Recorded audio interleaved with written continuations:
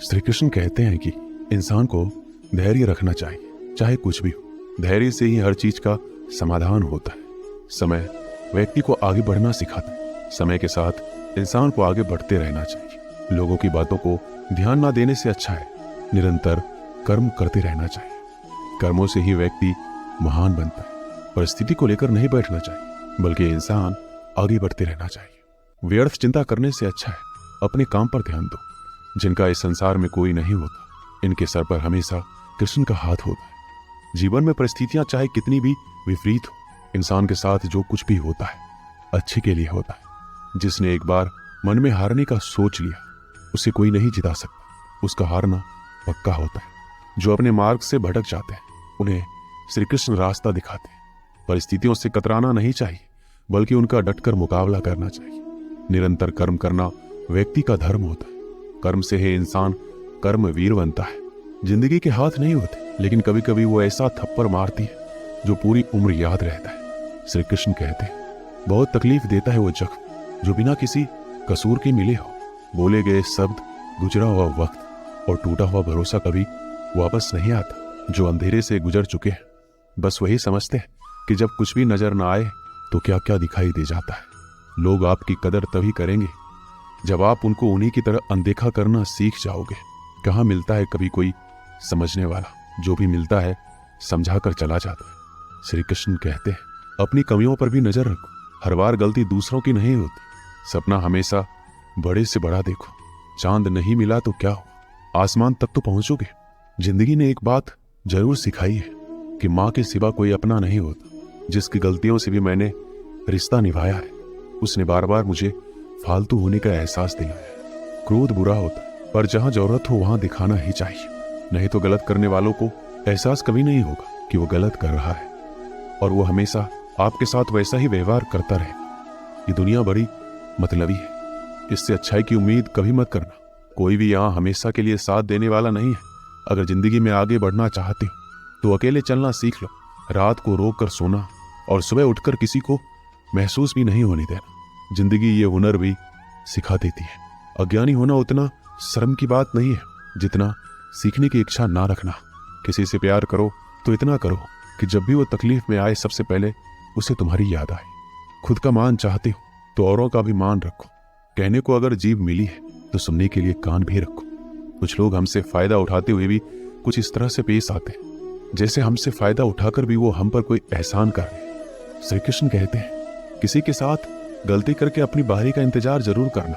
जो लोग दिल के अच्छे होते हैं, दिमाग वाले लोग उनका जमकर फायदा उठाते हैं। शब्द ही ऐसी चीज है जिसकी वजह से इंसान या तो दिल में उतर जाता है या फिर दिल से उतर जाता है। किसी का बुरा इतना ही करो कि जब वो खुद पर आए तो बर्दाश्त कर सको। जब तक तुम कुछ बनोगे नहीं, तब तक ना तुम्हें कोई इज्जत देगा, ना कोई तुम्हारी सुनेगा। जिंदगी ने एक बात सिखाई है, दोस्ती करो या प्यार करो, लेकिन उम्मीद किसी से मत करना। रिश्तों की फिक्र करना छोड़ दो। जिसे जितना साथ देना है वो बस उतना ही साथ निभाएगा। अपनी खुशियां संभाल के रखिए। ये उस ताज की तरह होती है जो लोगों को बहुत चुभती है। कभी कभी दिल में तकलीफ होता है और तकलीफ देने वाला दिल में होता है। जो होकर भी ना हो उसका होना कैसा। अगर रिश्ता सिर्फ नाम का है तो उसके लिए रोना कैसा। छोटी छोटी बातें दिल में रखने से बड़े बड़े रिश्ते भी कमजोर पड़ जाते हैं। गलत सोच और गलत अंदाजा इंसान को हर रिश्ते से दूर कर देता है। दिखावे के लिए अच्छा होना बुरा होने से भी बुरा होता है। अच्छा इंसान तब बुरा बनता है जब उसकी अच्छाई का ये दुनिया मजाक बना देती है। दुनिया में सबसे खूबसूरत लोग वो हैं जो ये जान चुके हैं कि दूसरों से किसी भी तरह की उम्मीद करना बिल्कुल बेकार है। जहां इज्जत और वक्त भी मांग कर मिले, उस रिश्ते में रहना बिल्कुल भी ठीक नहीं। आप अपने आप को दुखी बना लो या मजबूत बना लो, दोनों में मेहनत एक बराबर लगती है। अब मर्जी आपकी है, आप खुश रहना चाहते हो या दुखी रहना चाहते हो। जिसमें सच बोलने की क्षमता होती है, सबसे ज्यादा नफरत उसी को मिलती है। किसी के अंदर प्रेम जगा कर फिर उसे छोड़ देना उसकी हत्या करने के समान है। लोहे को कोई भी नष्ट नहीं कर सकता, उसे खुद का जंग नष्ट करता है। ठीक उसी तरह इंसान को भी उसी का मन उसे नष्ट करता है, और कोई भी नहीं। कभी कभी अपनी भावनाओं को ऐसे व्यक्ति पर बर्बाद मत करो जिसे आपकी भावनाओं की कोई कदर नहीं। गैरों पर कौन गौर करता है। बात जब भी चुकती है अपनों की चुकती है। इज्जत उसकी की जाती है जो इज्जत देता है, उसकी नहीं जिसे इज्जत से बात करना भी नहीं आता। किसी इंसान के पीछे भागकर अपनी वैल्यू कम मत करो। क्योंकि जो आपका होगा वो आपको छोड़कर कहीं नहीं जाएगा। लोगों को खुश करते करते तुम्हारी जिंदगी बीत जाएगी, लेकिन आप उन्हें कभी खुश नहीं कर पाओगे। इसलिए अपने लिए, अपनी खुशियों के लिए जीना शुरू करो। हर बात को दिल पर लेना दिमाग की सबसे बड़ी बीमारी होती है। इंसान सिर्फ एक ही बात से अकेला पड़ जाता है, जब उसके अपने ही उसका साथ छोड़ देते हैं। इंसान के लिए धोखे हम भूल जाते हैं, लेकिन जिसने हमें धोखा दिया उस इंसान को हम कभी नहीं भूलते। आप अपने आप को इतना व्यस्त कर लो कि चिंता करने का समय ही ना मिले। इंसान हमेशा दुख में ही सीखता है, खुशी में तो वो पिछले सबक भी भूल जाता है। ये दुनिया सिर्फ खुशी में साथ देती है, इसलिए अपने आंसुओं को छुपाना सीख लो। कहते हैं किसी को ज्यादा सोचो तो वो सपने में आ जाता है, फिर ज्यादा चाहने से वो जिंदगी में क्यों नहीं आता। केवल दो चीजों से इंसान सारे रिश्ते खो देता है, एक गलतफहमी और दूसरा इंसान का अभिमान। खुद को काट कर भी रख दोगे तो ये दुनिया आपसे खुश नहीं होगी। इसलिए वो करो जो आपका दिल चाहे, वो मत करो जो दुनिया चाहे, क्योंकि दुनिया की पसंद को बदलने में वक्त नहीं लगता। मेरी मानो तो अकेले ही रहो, ना कोई दिल दुखाएगा ना कोई रुलाएगा। भले ही लाखों कस्में दे दो, मगर जाने वाला कभी नहीं रुकता। कुछ दर्द ऐसे होते हैं जिन्हें हम सिर्फ सह सकते हैं, किसी से कह नहीं सकते। एक समय दो ऐसे गांव थे जहां की खुशहाली और समृद्धि हमेशा बनी रहती थी। इन गांवों का नाम था नंदी और रोहड़। ये शहर से सटे हुए दो ऐसे गांव थे जो सबसे ज्यादा धनी और अमीर थे, लेकिन इन दोनों गांवों में कुछ विभिन्नताएं थी। नंदी गांव के लोग भगवान को बहुत ज्यादा मानते थे, लेकिन रोहड़ गांव के लोग, ज्यादातर लोग नास्तिक थे, भगवान को नहीं मानते थे। नंदी गांव के लोग सच्चाई की राह पर चलते थे, लेकिन रोहड़ गांव के लोग लोभी और मतलबी थे। एक बार की बात है, दोनों गांव में महामारी आती, जिसकी वजह से नंदी गांव की सीमाओं को सुरक्षा देने वाले सारे कुत्ते मर जाते, वहीं रोहड़ गांव के कुछ ही कुत्ते मरते।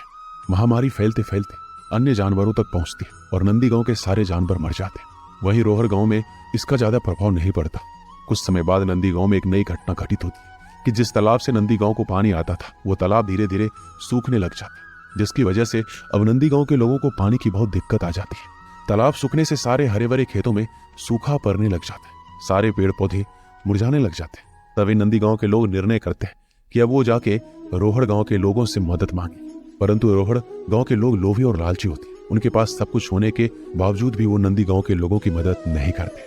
अब नंदी गांव के लोग हर जगह से फंस चुके होते, उनके पास ना जानवर होते हैं, ना खेतों में हरियाली और ना गांव को सुरक्षा देने वाले कुत्ते। तो वह अपनी किस्मत को कोसते हैं, भगवान से कहते हैं भगवान ने उनके साथ बहुत ही बुरा किया है। तो वो सभी भगवान के सारे गांव से हट के मंदिरों में रहना शुरू कर देते।